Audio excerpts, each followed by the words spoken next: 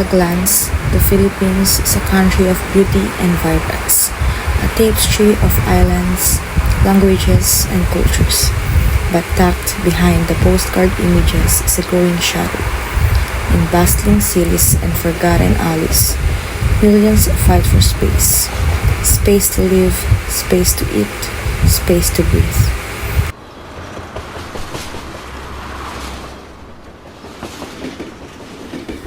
Overpopulation, a word often thrown in conversations and headlines.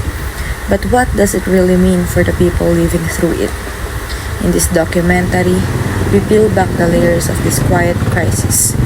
We look beyond the numbers, to the faces and voices of those caught in its grip. Welcome to the other side of paradise.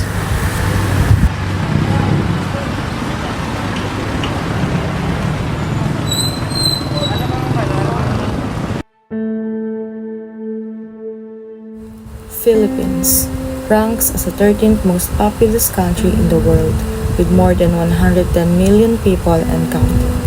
Every minute, 6 babies are born. Every day, thousands more squeeze into cities already bursting at the seams. Metro Manila, the heart of the nation, holds over 13 million people in just over 600 square kilometers. That's more crowded than some of the most packed cities on earth. And the weight of this growth is felt in every corner, from schools and hospitals to roads and rice bowls.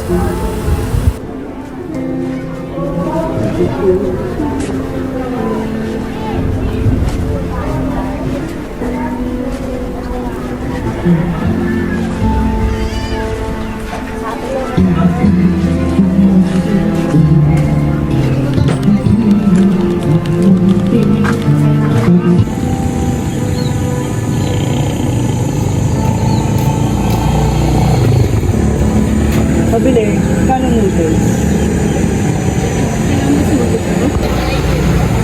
12. Sakto. Pabili ng isa.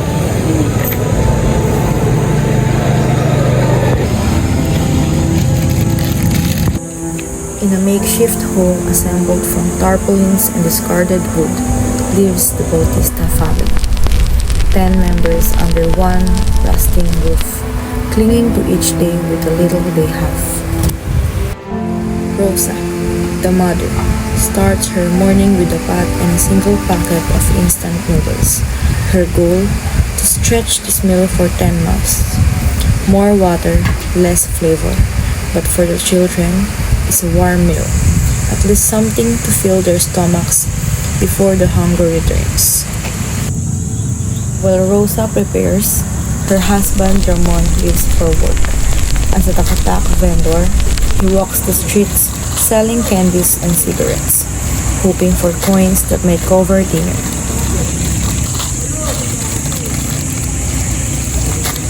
Isa lang tong noodles namin ngayon. Nilagyan ko lang ng tubig para magkasya sa lahat. Mas okay na to kaysa wala talaga. Minsan po, hindi ako makain para sa mga kapatid ko. Gusto kong mag-aral, pero wala kaming pambiling school supplies. This is the ripple effect of overpopulation. It's not just about how many people live in one place. It's about how few resources are left to go around.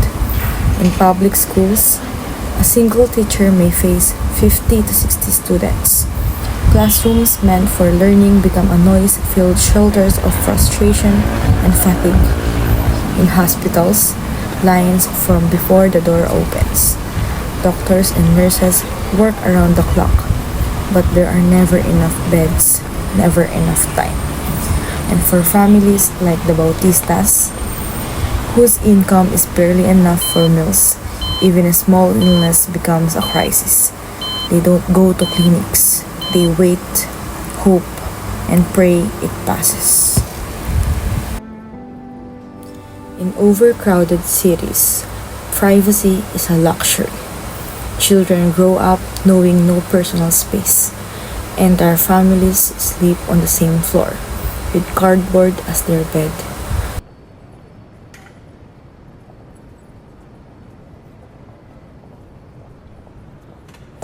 When there's little to go around, food becomes diluted.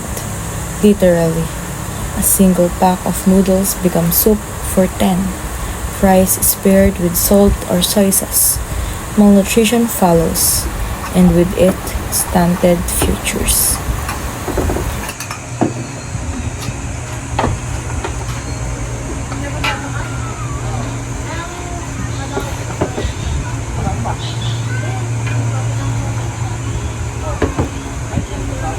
This is the Bautista's family's breakfast, and often is the only meal of the day.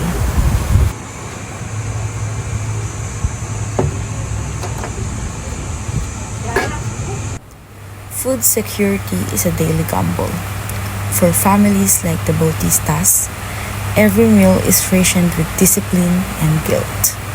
The consequences are not just temporary hunger, but long-term malnutrition, stunting, and developmental delays.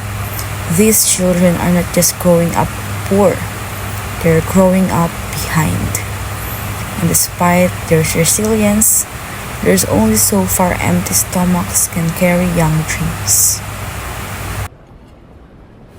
In 2012, the Reproductive Health Law was passed, a bold step forward after years of public debate. It aimed to provide free access to family planning tools, sex education, and maternal health services.